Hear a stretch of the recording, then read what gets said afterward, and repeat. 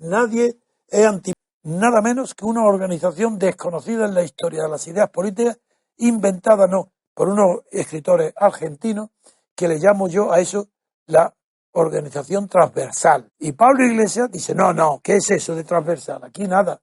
Aquí somos marxistas. La organización no puede ser transversal, tiene que ser horizontal. Son los secundones los que sacan pecho. Especialmente los secundones de Pablo Iglesias y sobre todo Echenique, que está demostrando un carácter que no tiene el rejón, porque lo ha acusado directamente de estar perjudicando con su actitud a Podemos. Y de esto, quien conoce las relaciones de poder sabe la verdad de lo que estoy diciendo. Es decir, Cifuentes ha terminado aquí con su porvenir político, porque en el PP, en las bases que no están luchando por el poder, ya no le perdonarán que ella es la responsable de todo lo que está, del hundimiento total del PP. En cambio, los dirigentes del PP la aplaudirán y le van a elevar hasta cierto punto. Y ese cierto punto se llama Rajoy, que es la promoción de los dirigentes del PSOE a través de la política. Suben desde por eso no les repugna que Felipe González sea multimillonario, que esté rodeado de los más ricos del mundo. No les repugna, porque es su manera de ascender en la escala social en el PSOE. En cambio, en el PP no. Ahí son los ricos tradicionales, las clases buenas, los nombres conocidos. Y ahí las tradiciones no se perdonan. No van a perdonar a Cifuentes. Es una mala jugada, pero ha sido a corto plazo extraordinariamente buena para Rajoy, que se quita de en medio a Aguirre, y ya veremos, porque este es el comienzo del fin del PP. Ya lo veréis. Que yo hablé con la dirección del máster y con los profesores para ver de qué manera mi asistencia y mi evaluación se podía producir. Es un ataque absolutamente desmedido, absolutamente personal y absolutamente dañino. A dar un paso más en lo que sin duda alguna supone una campaña de acoso y derribo, una campaña que ya dura bastante tiempo, una campaña que dejó de ser política para convertirse en personal. Que todos los análisis políticos que ha hecho, que hemos hecho, que he hecho yo en concreto, se han cumplido al pie de la letra en España. Y se están cumpliendo también en Venezuela. Franco ha muerto. 30 años haciendo creer a los españoles que a la muerte de Franco vino la democracia. Guardar lealtad a los principios que informan el movimiento nacional. Juro por Dios Que se pueda creerse nadie que en España ha habido un solo minuto de democracia. El sistema democrático de convivencia sea una vez más un paréntesis en la historia de España.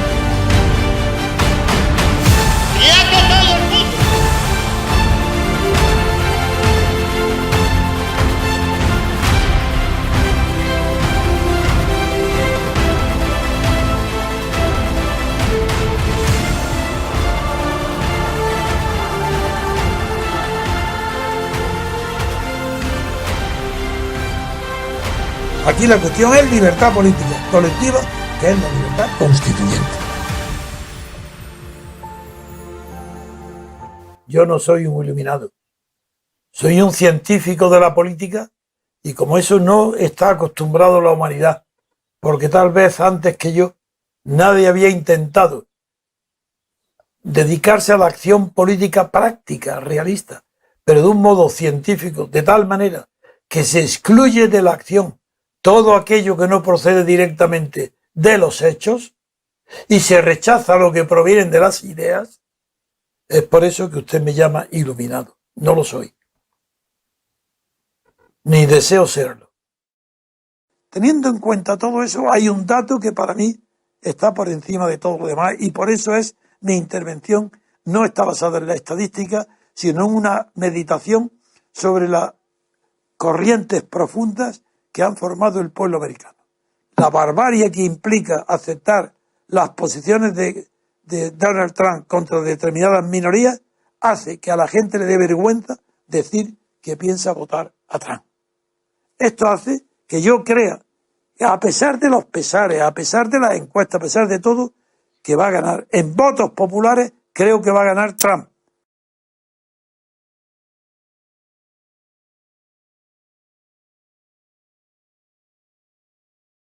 Yo creo y sobre todo deseo que gane Hillary Clinton. ¿Es lo que va a suceder, visto lo visto? Yo espero que sí, espero que gane, además espero que gane con claridad. Trump no es más que un epifenómeno de los populismos en todo. ¿Se puede extrapolar a lo que está pasando en Europa, Luis? Hay un dato que es cierto a estas alturas, es que no hay ningún sondeo. Esto digo porque hay una cierta tendencia al pánico mundial con el hecho de que pueda ganar Trump, que yo comparto, por supuesto. Pero no hay ni un solo sondeo, prácticamente ningún sondeo en Estados Unidos, y se revisan todos ellos, que haya dado a última hora una victoria posible de Donald Trump. Por sorpresa, contra todo pronóstico, Donald Trump se alza con la presidencia de los Estados Unidos, rodeado de polémica y ante una inmensa incertidumbre.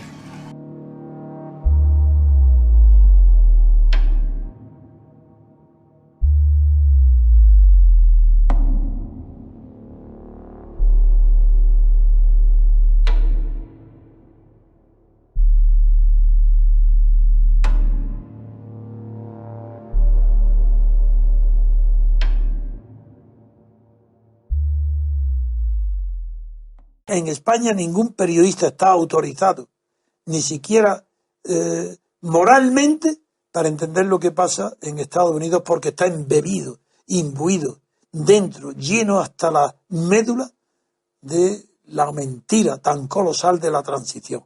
¿Con esas mentiras van a juzgar a Estados Unidos? ¿Desde cuándo se ha visto en la historia política o en la historia del mundo que un movimiento de indignación cause, o sea, causante o creador de algo? Eso es imposible, porque el indignado se indigna porque no ve las causas que lo indignan, se mueve por los efectos de las causas, no las conoce, y por esa razón la indignación no puede ser motivo de acción política. Al contrario, un indignado produce efectos políticos perniciosos porque está indignado, y la creación política tiene que ser alguien que esté mirando al futuro, no indignado por el pasado, tiene que mirar el futuro. Esto, claro, lo que claramente lo puede percibir cualquier creador, artista, intelectual, político, filósofo, poeta, todos saben que la indignación no es causa creativa de nada. La indignación se consuma en un dolor interior, en una pena de la impotencia. Todo indignado es un impotente, porque él mismo ha ayudado a fortalecer la causa que lo indigna. Que no vote. ¿Por qué indignarse? Llevas años votando. Naturalmente te indignas porque tienes la ingenuidad, la niñez, el infantilismo de votar.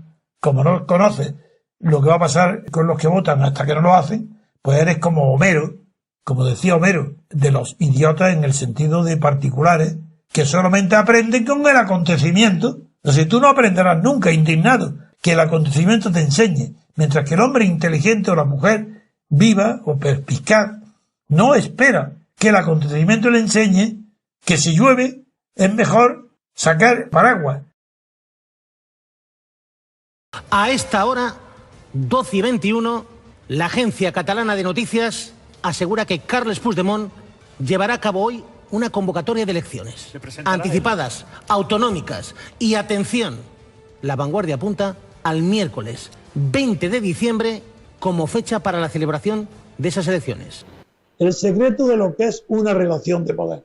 Hoy, en este mismo momento, esta mañana corrió la voz de que Puigdemont acudía al Senado.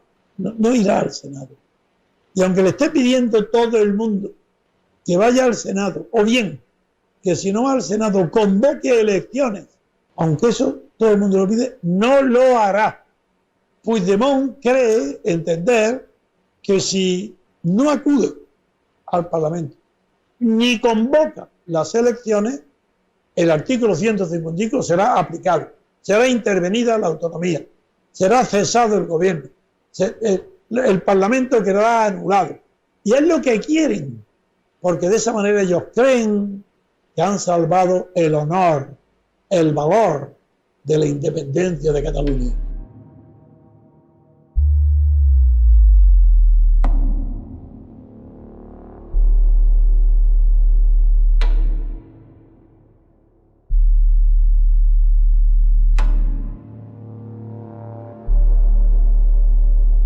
Y ese es el panorama. No saldrá de estas elecciones nada nuevo. Jo no hauria d'estar fent aquest discurs d'investidura. Y el 155 va a ser el latú de Rajoy. Rajoy ha terminado su carrera política con el 155. y hoy es la bandera que agitan victoriosos. El 155 lo enterrará, porque ha hecho una burla de la Constitución.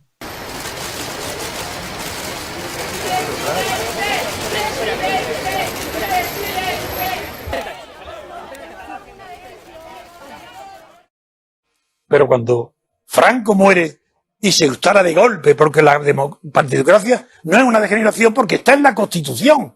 Es la Constitución la que es partitocrática. ¿Qué degeneración ha habido de la Constitución si sigue estando en vigor la misma? Y esa es la razón por la cual niego que la partitocracia sea degeneración de la democracia, que es obediente a sus propias reglas y que o se destruye la partitocracia desde fuera, no participando en el sistema, o es imposible que lleguemos nunca a la libertad política ni a la democracia. José Luis. Bueno, yo creo que lo que dice don Antonio es históricamente correcto, pero a mí me parece que la democracia mejor y en la que más podemos inspirarnos es sin duda ninguna democracia americana. En primer lugar porque es una democracia que surge de una revolución contra un poder absoluto respecto a ellos, que es una cosa que nunca ha pasado en Europa. Es decir, José Luis González Quirós, redactor de sus discursos y redactor de los programas del PP de José María Aznar. En ningún caso contemplamos una victoria por la mínima. O sea, eso hubo que improvisarlo porque no entraba en ningún cálculo, ¿no? Que es lo que pasó, ¿no? Sin mayoría absoluta, Aznar tuvo que pactar parte de su programa con los nacionalistas. Que no es tampoco el momento más brillante de la historia política del Partido Popular, ¿no? Pero hay que recordar que ese pacto fue casi irremediable, que fue un pacto público y que no supuso realmente la merma de ninguno de los programas del gobierno. Yo no soy demasiado partidario de las soluciones radicales y de las pretensiones excesivamente doctrinales. Yo creo que las cosas hay que irlas arreglando cuando se puede. Hay veces que ya llega un momento y no se puede y hay que organizar un buen follón, ¿no? Pero mientras se pueda, soy partidario de las reformas. Y creo que lo que ha ocurrido es que en nuestra democracia, que sí creo que hay una democracia con enormes defectos, pero sí la hay, mejor que lo anterior, desde luego, hemos tenido mala suerte, hemos ido haciendo las reformas siempre en el mal sentido. No ha habido nunca una reforma en el sentido de hacer que la democracia tuviese más contenido. Todas han ido fortaleciendo el control del poder por muy pocos. Si se me apura en este caso, si acaso por los dos líderes del partido o por tres, y el rey. Y eso, claro, no tiene nada que ver con una democracia. Es evidente que eso es una deformación. Y que eso, bueno, pues lo que hay que pedir es que los líderes de los partidos... ¿Pero una deformación de qué? Bueno, pues una deformación de la idea. Quiero decir que es una deformación de la idea. No, el sistema desde el principio está mal. Es una deformación. Yo entiendo que hay una idea democrática que es lo que la gente desea, que es que haya una democracia y libertad. Y este es un hombre inseguro. Es inseguro. Y lo que, como él estaba ya pensando entrar en un partido político, estaba rebatiendo que en la democracia puede haber muchas formas de democracia. Una de ellas es la que él está pregonando con este partido, que no tiene fundamentos democráticos porque ignora lo que es la democracia. Y uno de los motivos que lo ignora es por la presencia de este catedrático de filosofía que ignora por completo la materia política, a pesar de su pedantería y de su presunción. Les agradecemos su presencia en este acto de presentación a la prensa de Vox, un nuevo proyecto político que espero les interese y que siga mereciendo su atención a partir de hoy. Soy José Luis González Quirós y les hablo como presidente del Comité Provisional a cargo del proyecto.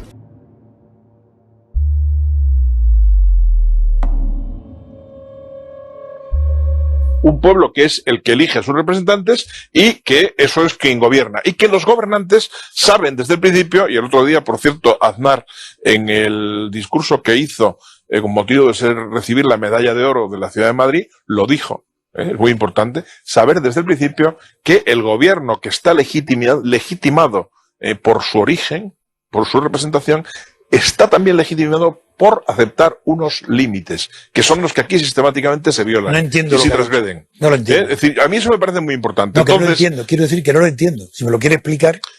¿Qué quiere que le explique? Lo que ha dicho de lo... Que la democracia tiene que... ¿Qué límites? No entiendo lo que es eso. Los límites que nacen del hecho de que el gobierno no tiene todo el poder, que tiene que... precisamente la democracia consiste en que haya una pluralidad de poderes y el gobierno no lo mande todo, que no haya un totalitarismo, claro. Bien. Eso es lo que quiere decir, ¿no? Entonces creo que es que nosotros hemos ido dando pasos erróneos uno tras otro. Y creo que el partido que acierte, que a mi modo de ver debería ser un partido con inspiración liberal y creo que apenas hay ninguno, pero de haber hay uno, acierte a comprender que eso es lo que en estos momentos demanda una parte muy importante de la sociedad descontenta con el funcionamiento de los partidos, tendrá un refuerzo considerable. Es decir, hay que hacer las cosas para que la sociedad esté menos atosigada, para que pueda haber una mayor pluralidad, porque la sociedad española, con ser una sociedad muy pobre, intelectual y culturalmente hablando, y desde muchos puntos de vista, es más rica que este esquema bipartidista tan torpe y tan rígido con que nos tienen arrojados, ¿no? Pues sobre este esquema bipartidista tan torpe,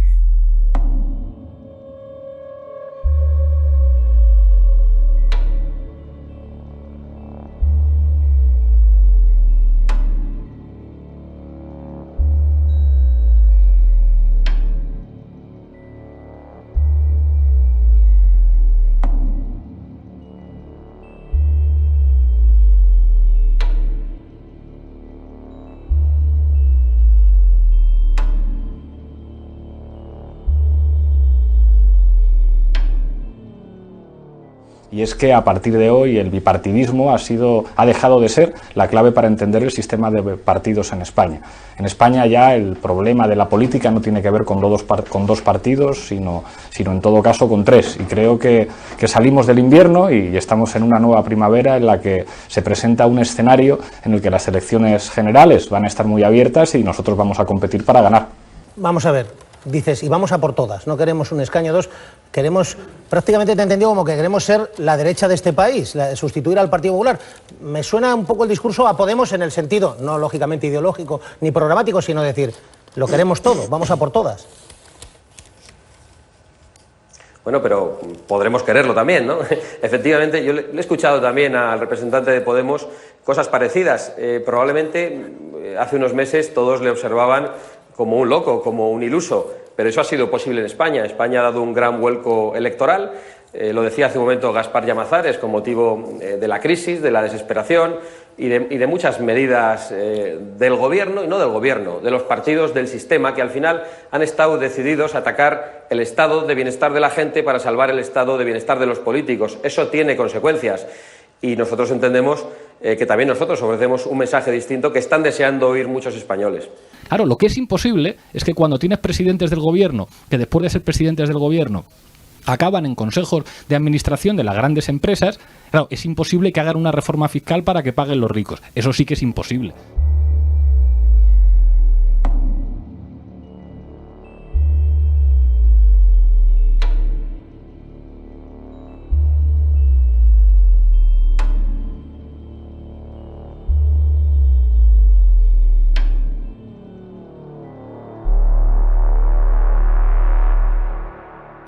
Nosotros no concebimos un partido en el que los congresos se dirijan desde arriba. De la misma forma, sabemos que una sociedad y una verdadera democracia jamás se podrá ver vertebrada desde organizaciones no democráticas, manipulando o comprando votos a cambio de cargos o a cambio de favores. Como cuando dice que los partidos tendrán funcionamiento democrático contra la ley de hierro de Robert Mitchell. Eso es imposible. Un partido es forzosamente oligárquico, no puede ser democrático aunque quiera, los partidos de masas. Convocaremos una asamblea extraordinaria con todos los afiliados de Vox, en la que se nombrarán presidente, secretario general y los miembros del Comité Ejecutivo Provisional. Este Comité Ejecutivo Provisional habrá de convocar en un plazo máximo de 10 meses una asamblea ordinaria de Vox. En esta misma Asamblea Extraordinaria de febrero se convocarán elecciones primarias entre todos los afiliados para elegir quienes formarán parte de la candidatura de las elecciones europeas de mayo del 2014. Absurdo por completo, absurdo. ¿Pero qué ley obliga a hacer primarias en Europa? ¿Qué confusión tan grande? ¿Qué imitación en Estados Unidos sin conocer las causas que en Estados Unidos obligaron a que hubiera elecciones primarias en cada partido? ¡Qué horror! ¡Y qué error! ¡Y qué dolor! De tener que aguantar estas ignorancias tan grandes. ¿Por qué hay elecciones primarias en Estados Unidos? ¿Por la naturaleza de los partidos? De ninguna manera. ¿Por la naturaleza política de las decisiones? De ninguna manera. Hay primarias porque cuando nacen los partidos políticos en Estados Unidos Estados Unidos tiene una población que no llega a 7 millones de habitantes, en una extensión territorial mayor que Europa. ¿Cómo van a entenderse si no hay primarias que primero designen de un estado a otro, viajando por ferrocarril, eligiendo? ¿Cómo? Sin primaria era imposible que se coordinara una acción en Estados Unidos de ningún partido. Y de ahí nace la primaria. Y están llenas de errores, porque claro, obedecen a un tiempo donde... y ahora copiar lo que no tiene sentido en Europa. ¿Pero primarias de qué? Las primarias no serán con nosotros un fenómeno esporádico ni un simulacro manipulado desde arriba. Algo que se haga para quedar bien ante la opinión pública, y no lo haremos así porque desde el principio queremos ser una fuerza política estrictamente democrática. Los partidos estos que quieren primarias ignoran que los partidos, si son grandes, es imposible que sean gobernados por vida democrática interna. Los partidos actuales existen y tienen eficacia, aunque sea para robar, aunque sea para la corrupción, pero esa eficacia no la tendrían si tuvieran vida democrática interna.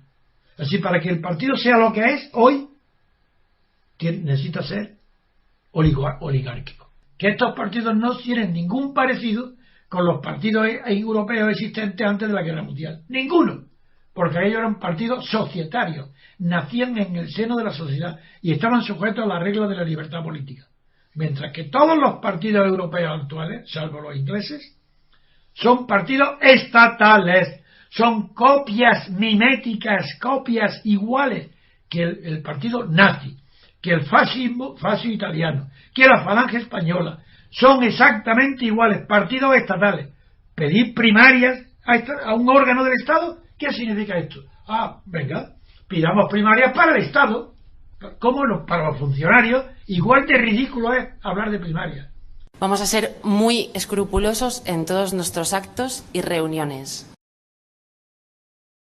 Es demasiado simple, creo yo, verlo como una venganza. Yo llevo madurando esto desde hace 1 mes y medio aproximadamente, que es cuando yo me entero de este tema. Todo empezó con esta entrevista que el lunes publicaba Interview. En un momento Seguí recuerda el sitio más raro donde ha practicado sexo. Un avión, decía entre risas, pero en su conservador partido, en Vox, no ha hecho ni pizca de gracia. Desde ahí le han llegado las peores críticas, las que cuestionan incluso su moralidad. En el momento en el que yo recibo ataques brutales en los que se me llega a tachar de prostituta por salir en un medio totalmente vestida, o no, o podía no haberlo hecho.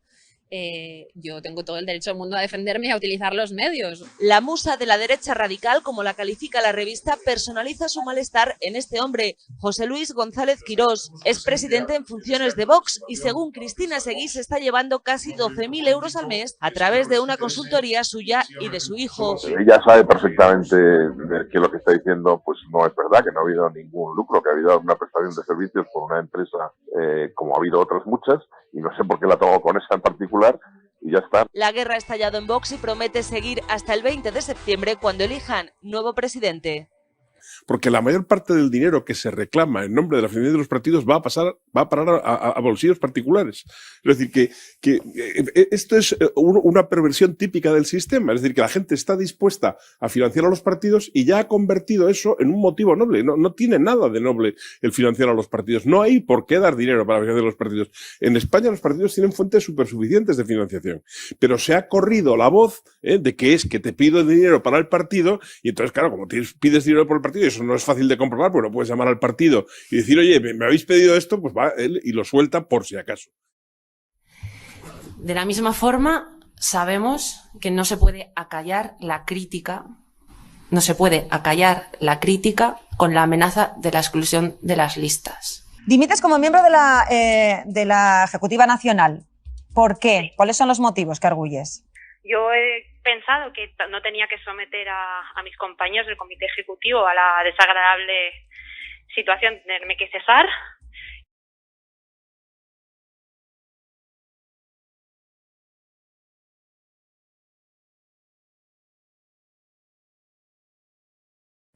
Podemos, el análisis interno de la estructura de Podemos es que está demasiado personalizado.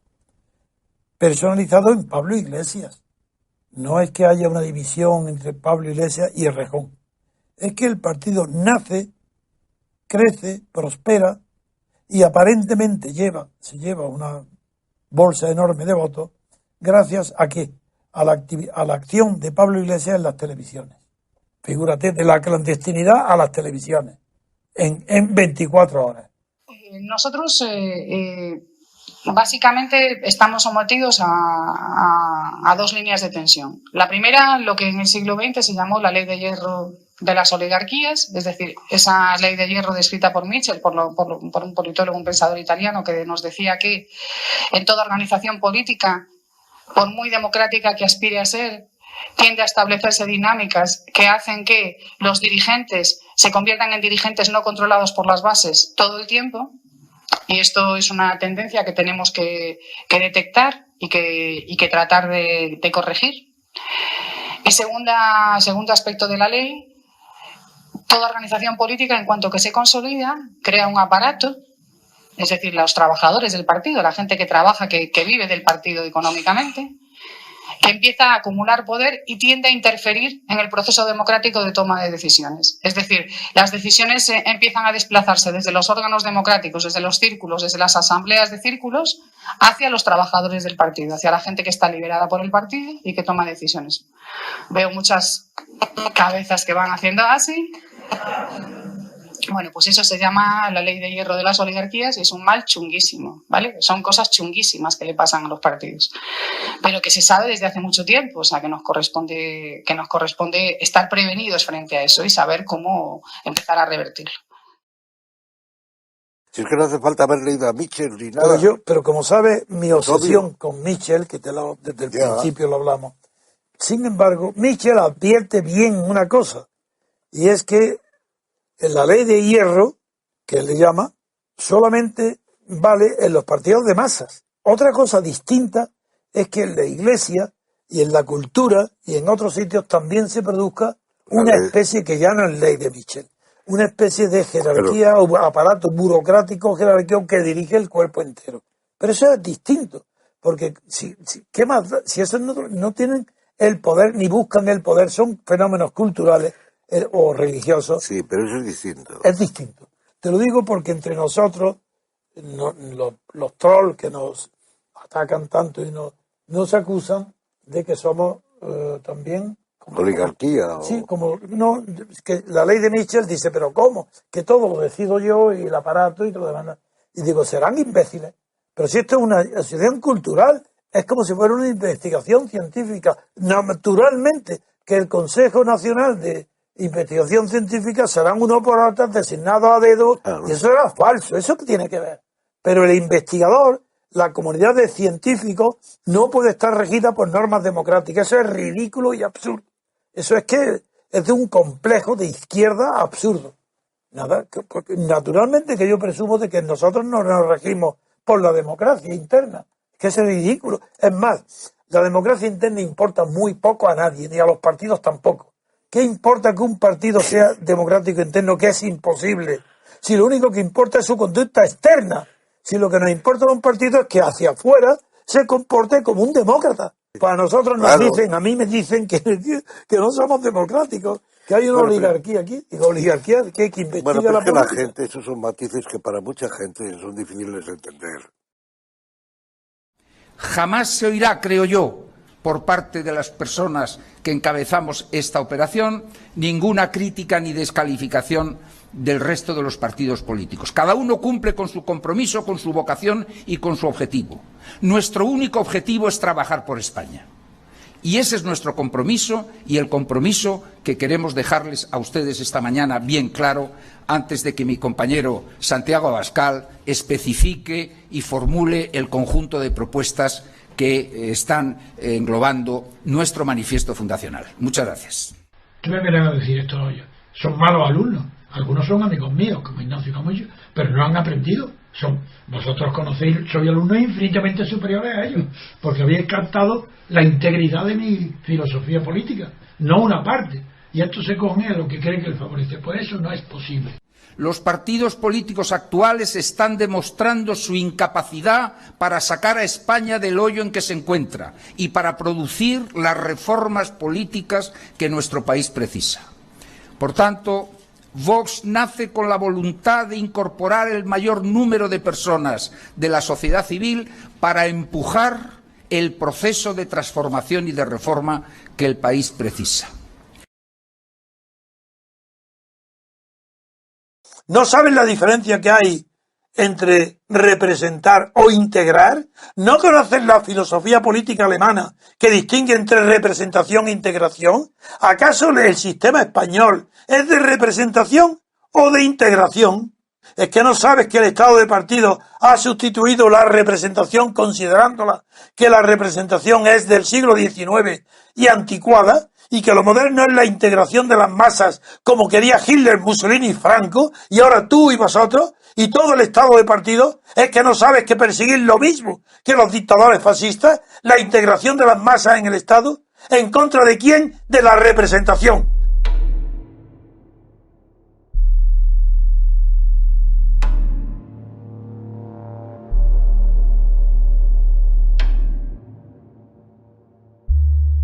Mi posición es que creo que hay que hacer un sistema mixto. Es decir, en ese sentido, empalmo con el procedimiento electoral alemán. Es decir, yo creo que es bueno y es necesario que haya una clase política profesional. Clase política profesional que tiene que empezar, como en todas las profesiones, con gente joven.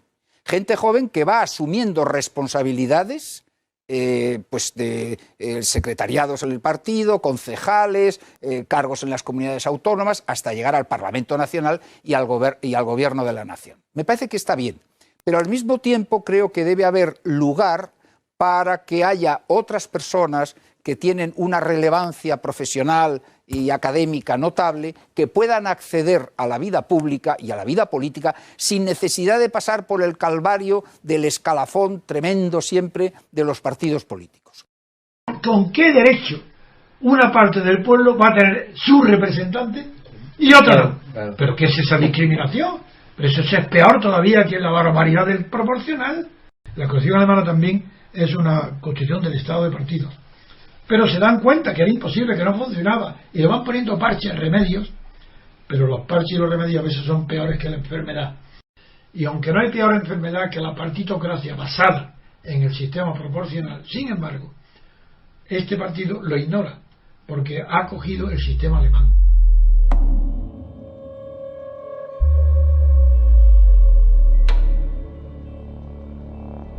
El sistema proporcional de la mitad de partidos no representa a nadie, es el Estado.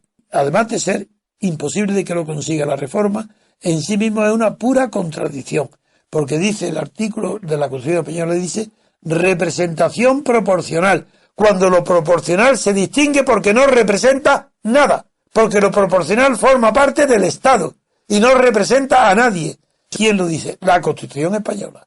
Pero si la Constitución está redactada no por aficionados, está redactada por franquistas como Fraga, por separatistas, si es que no tienen ni idea, si no saben. Termino diciendo, aquí Rivera demuestra lo que es, un oportunista que promete antes de las elecciones lo que es imposible que pueda cumplir, porque para reformar la ley electoral necesita antes reformar el punto 3 del artículo 68 de la Constitución, lo cual para él es imposible. Se volverán gatos panza arriba, defendiendo con uñas y dientes el sistema electoral todos los demás partidos, que viven de eso. Rosa Díaz es consciente que eso es una manera de engañar al pueblo, porque no va a cambiar nada, de engañar al pueblo. Yo nunca me gusta esa expresión, engañar a los votantes. Rosa Díaz lo sabe, pero tiene que aprovechar la situación de la que hay, porque de esa manera va a robar votos. Pues esto es lo gravísimo. Es que creéis que la ley electoral, algo tan querido para el Partido Comunista, que desaparece, si desaparece la ley proporcional, incluso el Partido Socialista, ¿cómo creéis que Rivera va a conseguir los 2/3 de la Cámara y del Senado para poder reformar la Constitución? Eso es imposible. Entonces aquí viene esto, nada más que propaganda electoral. ¿Y por qué? Porque están reconociendo que es muy superior el sistema uninominal que nuestra asociación defiende, porque es lo único que tiene representación. Si es que el tema no es que nos guste más, es que el sistema uninominal es el único que cumple el requisito de que el diputado represente a los que lo han votado. Y el sistema proporcional de listas de partidos, el de hoy, ¿qué dice Leibholz? Que no contiene ni un solo elemento de la antigua representación. Pues bien, yo digo, esto es mentira, esto es propaganda. ¿Pero qué quiere decir esa propaganda? Que todos saben que no hay representación, que el sistema electoral español es falso, que solamente favorece a los partidos, que no quiere más que elección de partidos. Y el propio Rivera lo reconoce cuando dice 2 papeletas.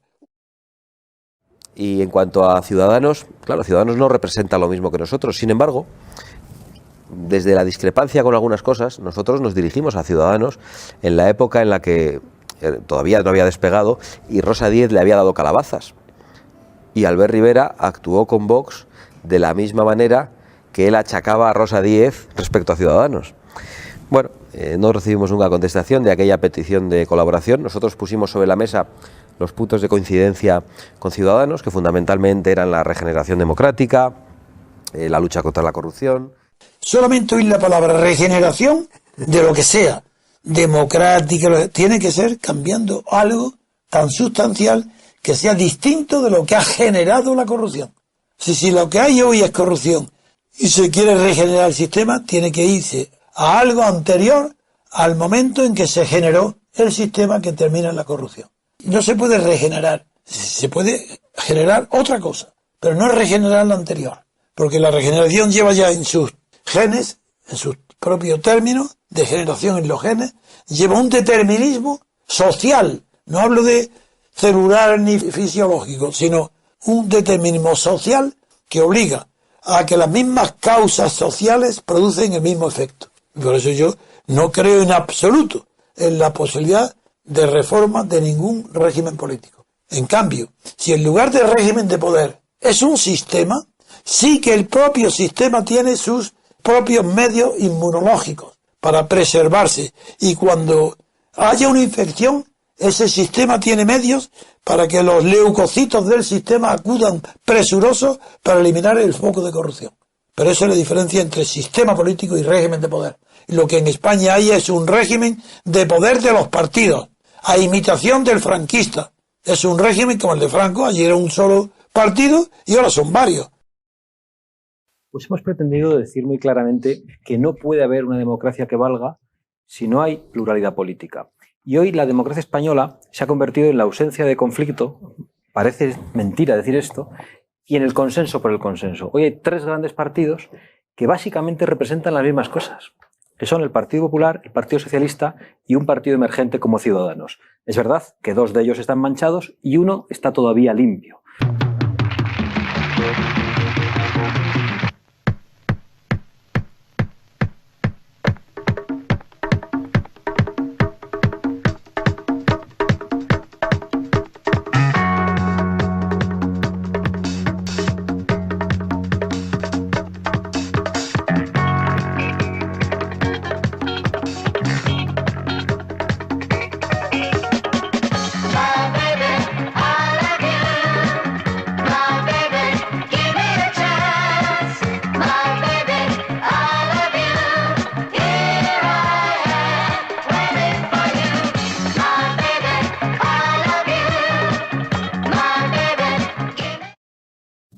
El número de políticos, periodistas, presentes en los medios de comunicación que difunden ya nuestras ideas, aunque sea retorciéndolas, deformándolas y sin citarnos jamás, es imparable. Es que estoy oyendo la televisión y los radios y es que empiezo ya a que nuestras palabras creadas por mí, yo sé cuándo y cómo, empiezan a ser de dominio público. Ya se habla como si supieran de lo que hablan. Claro, dicen palabras como loros, no saben lo que significan.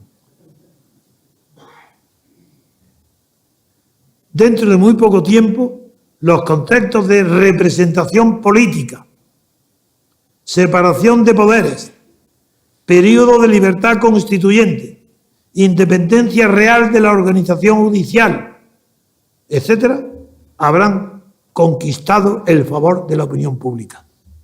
No nosotros. Esos conceptos van a triunfar antes que nosotros. Hasta ese punto nos tienen miedo, que están dispuestos a acoger nuestras ideas. Pero ojo, que no, nosotros no. Nuestra idea, bueno, nosotros las manejaremos. Hasta ese punto tienen terror del pensamiento libre, que es el nuestro. Expresiones que utilizaste al principio y que me parecen muy afortunadas y que me gustaría pues profundizar en ella, porque aquí hay, bueno, como además eres tan joven, como sabes, con la muerte de Franco, igual que sucedió con la de Robespierre, que todavía te queda más lejos, hubo un miedo pues incluso a la libertad, que aglutinó a los de un bando y a los otros, represores y reprimidos, en una especie de consenso. Y hoy la palabra consenso es un tabú, no se puede hablar mal del consenso. Y el consenso es justamente lo contrario de la democracia política. Es decir, la democracia no tiene nada que ver con el consenso. Es más, incluso el consenso forma parte de una ideología medieval, revolucionaria, tradicional, de gobiernos en plaza, para que exista una cierta simulacro de oposición parlamentaria que ahoga la democracia. Por eso a mí me parece que de ese miedo entonces a la libertad de la época de la muerte de Franco, de Robespierre, etcétera, salió una especie de lugar común, una ley electoral con una lista de partidos impuesto por la izquierda a cambio de aceptar el sistema en la monarquía constitucional, igual que pasó con el directorio de los perpetuos. Y por eso me gustaría que profundizaras y que quedara claro, porque a veces no se puede decir, es decir, todo lo que es el consenso, todo es maravilloso. No, perdón, el sistema democrático es un sistema de mayorías y de minorías, y a un partido político, el que sea, se le da un respaldo electoral para que, en definitiva, consiga desarrollar ese programa que es el que le ha conseguido, bueno, pues llegar al gobierno. Porque ese tipo de partidos que no son, que ya se dicen, porque fue lo mismo que decía Podemos, son transversales, no son ni de derechas ni de izquierdas, apoyan en función de qué circunstancias. Pues mire, eso no tiene nada que ver con la democracia, creo yo. No sé si estás de acuerdo. Estoy muy de acuerdo, pero en cuanto al consenso y el conflicto en la democracia, pues yo creo que es algo muy claro, pero que en España no funciona. Si uno no gana las elecciones con mayoría absoluta, está obligado al consenso con quien le tiene que apoyar. En esa ocasión, el consenso es absolutamente necesario, es obligatorio y no tiene mérito, además. Porque si uno no tiene mayoría absoluta, tiene que pactar. Eso es el consenso. Ahora bien, cuando uno consigue una mayoría absoluta, ¿de qué consenso estamos hablando? Es verdad que no puede cambiar las reglas esenciales de la convivencia, no puede actuar al estilo chavista y cambiar la Constitución, pero tiene que hacer política. Y eso es porque para eso se necesita una mayoría cualificada. Pero fíjate, aplicando la teoría de los juegos, llevando a sus últimos extremos el consenso, justamente lo que ganan los partidos por consensos, por acuerdos, es lo que pierde la sociedad civil, lo que pierde el pueblo. Claro. Pero además el consenso, esto durante 30 años... Queda mal decirlo, porque no es políticamente... Pero el consenso durante 30 años, además, ha ido en la misma dirección, en el mismo sentido. Porque cuando la izquierda gobierna, aplica sus políticas, no le tiembla el pulso. Cuando la derecha alcanza el poder, se acobarda. Y entonces llega al consenso. ¿Y eso en qué se traduce? Pues en que hoy se haya movido todo el eje político en España a la izquierda.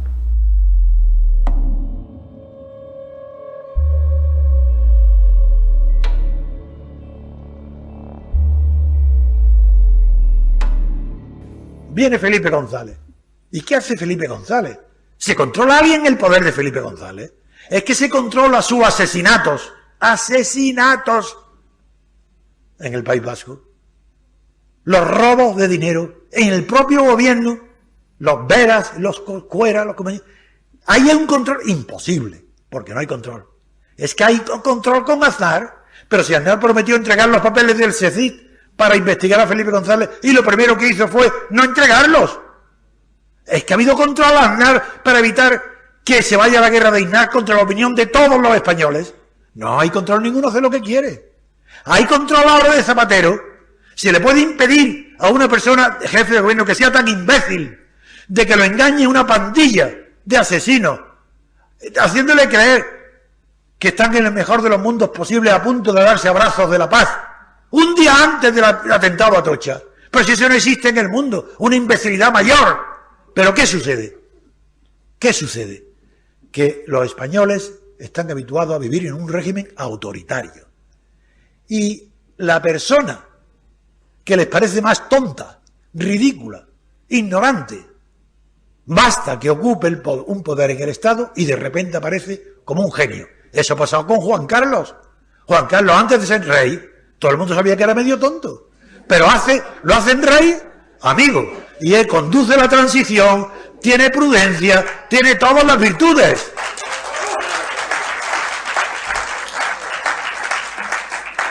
Ese no es un defecto de Juan Carlos, quiero decir ser tonto o medio. Es el defecto de los españoles oportunistas, que no pueden admitir que sea jefe de su Estado una persona tonta, cuando tenían que estar acostumbrados, que es lo único que han conocido en su vida. La democracia formal es la democracia de la libertad política, y en España no la hay. Porque para que haya democracia se necesitan dos requisitos. Primero, un régimen representativo de la sociedad civil, es decir, de los electores. Y aquí no lo hay. Aquí quien se elige son los partidos a sí mismos. Ahí estás tú. Se eligen los partidos a sí mismos. No hay elecciones del electorado que tenga sus diputados. Sino que los partidos hacen sus listas, ellos se lo hacen, y se lo guisan y se lo comen. No es representativo. Y segundo, no hay separación de poderes. ¿Qué quiere decir separación? De los dos poderes políticos, porque no hay más que dos. El poder judicial nunca ha sido poder. Ya lo decía Montesquieu, es quelque façon nul. Eso no es un poder, es una potestad. Eso no entra en juego ahora. Pero si el que lo tiene, el poder legislativo y el ejecutivo, además nombra el gobierno de los jueces, el colmo. No digamos que hay Antonio, el gobierno de los jueces no lo elige un solo partido. Se requieren unas mayorías cualificadas en las Cortes y el conjunto de unos partidos y otros. Ignacio, o sea que no es un partido el que nombra la cúpula. Pero si el que tenga un partido que tenga la mayoría absoluta, tiene mayoría de designación de gobierno. Por tanto, si hay un tribunal constitucional, eso sí, pues eso es dictadura. Pero el tribunal constitucional se elige a través de un procedimiento tasado en la Constitución y en las Cortes, en el que se exige unas mayorías del 2/3 o 3/5 según los órganos que hay. No lo elige un partido solo. Como no me deja continuar, Ignacio. Termina, venga, ya no me dejas. Termina tu intervención. No solo es que no hay democracia en España porque no hay separación de poderes, sino que digo que además no hay Constitución. Y no hay un catedrático de Derecho Constitucional en Europa que sea capaz de enfrentarse conmigo. Y en España ninguno. No hay Constitución porque desde la Revolución Francesa se dice que para haya Constitución se requiere que haya separación de poderes. Porque la Constitución ¿de qué? Del Estado no, el Estado anterior. De la nación tampoco, la nación anterior. Lo que una Constitución pretende es separar el poder ejecutivo y el legislativo, nada más. Eso no hay. Puesto que... ¿Cómo que no exagere? ¿Pero qué estoy diciendo? Definirme a mí científicamente. ¿Pero qué es esto de no exagere? Estamos viendo todos los días. Vamos a ver, el que gana las elecciones legislativas no es que... La teoría, claro que dice que la teoría es que el Parlamento elige al Ejecutivo. Mentira. Es el Ejecutivo el que elige al Legislativo. Los jefes de partido, ¿cómo? Reíros todo lo que queráis. Reíros lo que queráis. A ver, no, Fernando Suárez y Ignacio Camuñas. Cuando termine Antonio García Trevijano, os permito que le hagáis objeciones. Toda teóricamente, claro que en teoría, la ley, que no es una constitución, se llama eso, una ley constitucionaria, porque no salió de un poder constituyente, sino que salió de un poder constituido, que fue los partidos eran constituidos con el ejército, por eso se llama constitucionaria en el lenguaje del inventor de estas teorías, que fue Sieyès, el abate. Pero bien, voy al grano. A hoy, la Constitución es un producto de un consenso. Y el consenso es antidemocrático, porque el consenso prohíbe nada menos que la libertad de pensamiento. En España hay libertad de expresión, pero no hay libertad de pensamiento. No pensáis libremente, porque el consenso prohíbe pensar libremente. El consenso corta completamente la facultad de pensar. Y si dudáis de lo que digo, leer a Montesquieu. Sí, yo dudo. Pero, pues lo que estás sosteniendo es que la Constitución es una carta otorgada. No, es constitucionaria. Es una ley que está hecha por poderes constituidos. Juan Manuel, vamos a ver. Las elecciones de 1977 son unas elecciones libres, en las que se eligen a una serie de representantes del pueblo español. Y se forma una comisión constitucional y una ponencia representativa de esas fuerzas elegidas libremente, que actúa como poder constituyente. O sea que vamos, eso... Y por eso Pedro Altar, en el cuaderno para el diálogo, revela en secreto que se está haciendo en secreto una constitución. Pero eso es otra cosa. En secreto, ¿Qué nombre, no?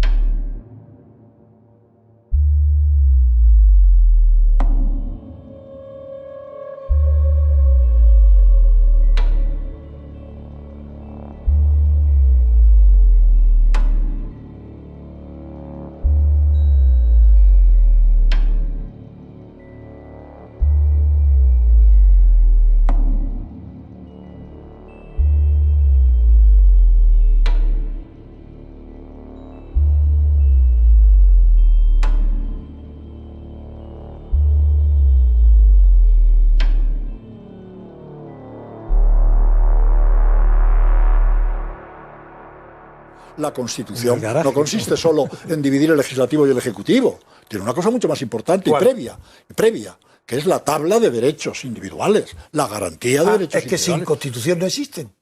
Pues mira, no existían. El derecho de propiedad no existe. Perdona, sin no tiene nada que ver el derecho de propiedad. ¿Un derecho individual? La libertad de expresión, la libertad de pensamiento, la libertad de asociación. La de pensamiento no existe. No me digas que estaban en las leyes anteriores, Antonio. Libertad de pensamiento. ¿Tú tienes libertad de pensamiento? Yo, ¿cómo? No, vamos, no hay nadie en el mundo. No hay nadie en el mundo que tenga más libertad de pensamiento que yo. No, cuidado. Se lo de expresión.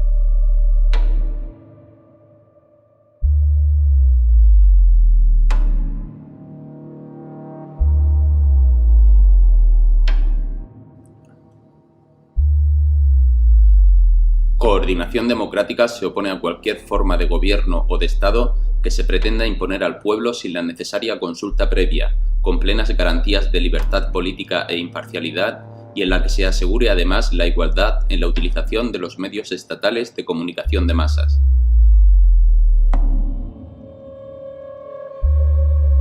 La realización de la ruptura o alternativa democrática mediante la apertura de un periodo constituyente que conduzca a través de la consulta popular basada en el sufragio universal a una decisión sobre la forma del Estado y del Gobierno, así como la defensa de las libertades y derechos políticos durante este periodo. Todos firmaron el documento en el despacho de García Trevijano, excepto el representante del Partido Demócrata Popular, Ignacio Camuñas.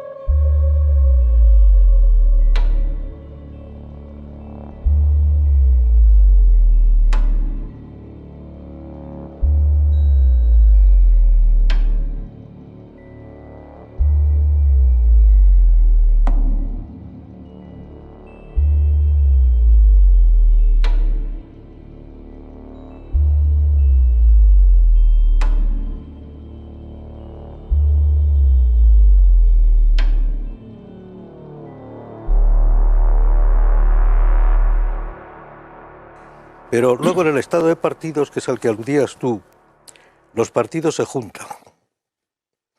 Todos forman una oligarquía. ¿Quieres decir que todos se guardan las espaldas a todos, digamos, ¿no? Se guardan es decir, se llega al consenso. Entre todos ellos hay un bloque entre la oligarquía, la clase política, se está hablando de la clase política, es la palabra que la aplicó el primero que fue un italiano, Mosca, Gaetano Mosca, y eso mismo hecho, la palabra que se hable de clase, cuando se habla de sociedad sin clases, ¿qué quiere decir? Sí, que hay una oligarquía, que hay los jefes y los demás que obedecen. ¿Eso qué supone? Supone, por ejemplo, ¿hay democracia en Europa? La democracia, el principio de la democracia es la libertad política. Y para que se realice la libertad política tiene que haber un sistema representativo absolutamente transparente, claro, etcétera. Nada de que si listas cerradas o abiertas, no, un poco como en Estados Unidos. Y se olvidan que ha habido 30 años diciendo que era el invento, que el consenso de España estaba de moda en el mundo, que el consenso era lo más grande. Cuando yo decía, pero si en los diccionarios políticos ingleses la voz consenso ni siquiera existe. La entrada consenso no la encontráis, porque en el mundo anglosajón no existe políticamente algo que signifique consenso. Consenso es social, pero nunca político. Y es inconsciente, nunca es voluntario. Y en España, ¿a qué se le ha llamado hasta ahora consenso? A la unanimidad. Pacto unánime se le llama consenso. ¿Por qué se le pone otro nombre? Porque da vergüenza que el Partido Comunista pacte con el fascismo el mismo texto por unanimidad. Dice, no, es consenso. Ah, si es consenso. Entonces lo mismo que la gente admite ahora que le metan chorizo en lugar de cuadro. Es un término religioso, canónico, sí, para solucionar los conflictos que había en los concilios. Lo mismo que el arte falso hoy se vende como cultura. Es que es cultura. Ah, bueno, si es cultura, venga a meterlo en los museos, los alcaldes que gasten dinero en arte moderno, porque es cultura. Pues igual, si es consenso, A eso ya, bueno, de acuerdo.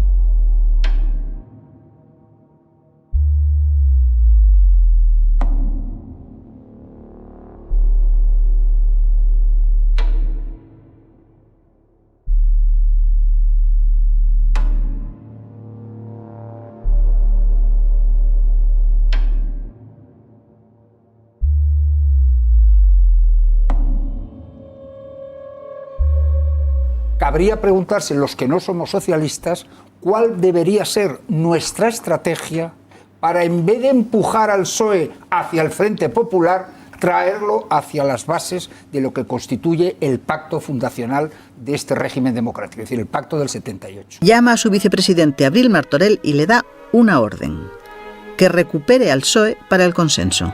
Y ahí hay mucho que hablar. Eso es una buena pregunta. Y ahí hay mucho Eso es lo que intentó el PSOE tradicional. Con Susana Díaz y Pedro Sánchez. Expropian a Sánchez de la Secretaría General. Es exactamente eso. Lo que pasa es que él vuelve. José Manuel, te lo digo porque yo veo con preocupación los debates actuales en el Parlamento, donde veo poca inteligencia estratégica por parte de la derecha a la hora de tratar los desvaríos puntuales del gobierno Sánchez en este momento al frente del PSOE. Porque lo que hay que hacer, a mi juicio, es rescatar al PSOE. Zapatero rompe el espíritu de la transición y se cisca en el pacto fundacional de este régimen.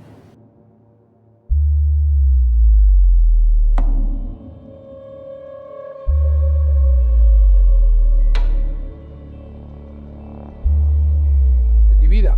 Ergo, desde la perspectiva del PSOE, es una gloria que la derecha se divida, porque eso puede generar movimientos en el electorado y puede haber sitio para todos. Hay espacio para todos, en una medida o en otra, en las europeas, por supuesto, en las comunidades con circunscripciones. Creo que va a decir por tercera vez, ¿no?, que Vox y el PP tienen que unirse en la general. Sí, pero ahí hay un matiz importante.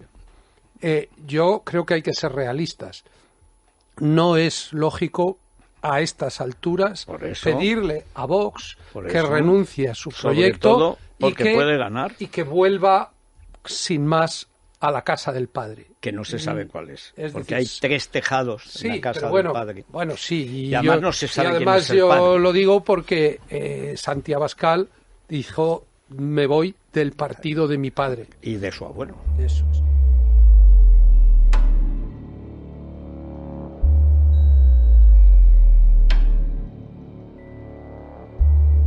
Y ahora, ¿qué recursos tienen cuando se ven perdidos? Cuando aparece Podemos, cuando aparece Ciudadanos, diciendo: uy, que nos están moviendo la silla, que nos vamos a caer. Ah, amigos, tenemos un recurso.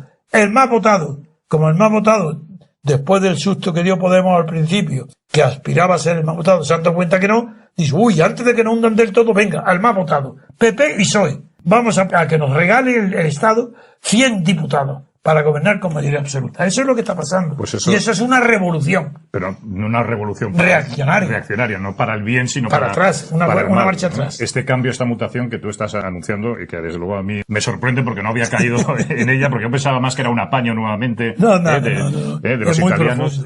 El Partido Popular a nivel nacional y Pablo Casado como presidente nacional llevó una iniciativa al Congreso de los Diputados precisamente para que respetáramos y para que se legislara en el ámbito municipal, pero era una manera de comenzar la lista más votada. Pero un principio para todos, y quizás sería razonable que los partidos políticos se sentaran y nos sentáramos todos e hiciéramos un gran acuerdo político o incluso reformas legislativas para que la lista más votada fuese siempre respetada. Porque esto es un producto partidocrático. El bipartidismo es la culminación del partidismo. Y la bipartidocracia es la culminación de la partidocracia. El sumum, la excelencia del mal, la diablura de la política, de la corrupción, pues es llegar a instituciones bipartidistas o bipartidocráticas. Ni siquiera se dan cuenta de eso. Sí, piensan que lo pueden hacer, que lo pueden planificar, pero no saben utilizarlo. Bueno, la corrupción y la esperanza que tuvieron los oportunistas que rechazaron la ruptura para hacer una constitución carta otorgada y haber vivido de ella durante 40 años, eso están destruyendo ahora el consenso constitucional. Lo están destruyendo. Y yo estoy encantado que lo destruyan. Porque no, los tontos son idiotas. Siguen haciendo tonterías. Están destruyendo lo que les ha permitido a ellos vivir durante 40 años. Finalmente no se dan cuenta y pumba, mete la pata. Sí. Y por tanto nos están haciendo el trabajo sucio, lo están haciendo ellos. Pues maravilloso. El MCRC no va a cambiar su posición en las elecciones. No va a votar a nadie. El MCRC no vota por cuestión de principios morales y políticos. No solo por principios morales, también por principios políticos. Porque sabe que ningún régimen de poder en el mundo, ningún sistema, ha sido jamás cambiado desde dentro. No es participando en el régimen español que se va a cambiar el estado de partido. Y mucho menos en este momento y en esta situación jurídica donde en toda Europa y en América española, de habla española, se está viendo la falla, la quiebra del estado de partido. Crisis en Francia, y aparece Macron fuera de los partidos. Ahí ha hecho crisis en Argentina, aparece Macri fuera de los partidos, y tienen que crear uno. Cuando es evidente que la crisis profunda que hay en toda Europa y en América es la crisis del estado de partidos. Y que esa crisis del estado de partidos no tiene más que una solución, al menos en teoría. Teóricamente no ha habido más que una sola respuesta en todo el mundo político al estado de partido. Y es la República Constitucional. Sí, la República Constitucional, porque es la única que responde a la libertad parcial de los partidos en los partidos estatales, responde con la idea de libertad política colectiva, es decir, libertad total. Y segundo, con la idea que ya está en marcha en varios países de América y en España también, puesta por nosotros, por el movimiento ciudadano, del concepto de repúblico, de terciolocrático, conceptos nuevos, ignorados por completo por los partidos, porque han socavado las bases de su sustentación egoísta y parcialitaria. Porque al Estado totalitario han sucedido los estados parcialitarios del Estado de partido.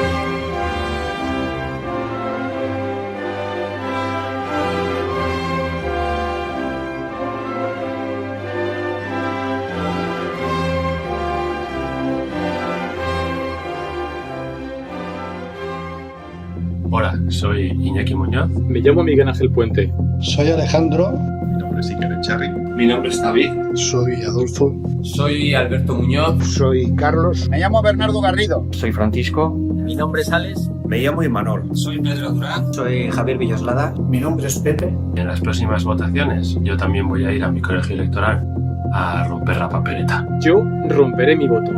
Romperé mi voto. Romperé mi voto. Voy a romper mi voto. Romperé mi voto. Romperé el voto. Acudiré a mi colegio electoral a romper el voto.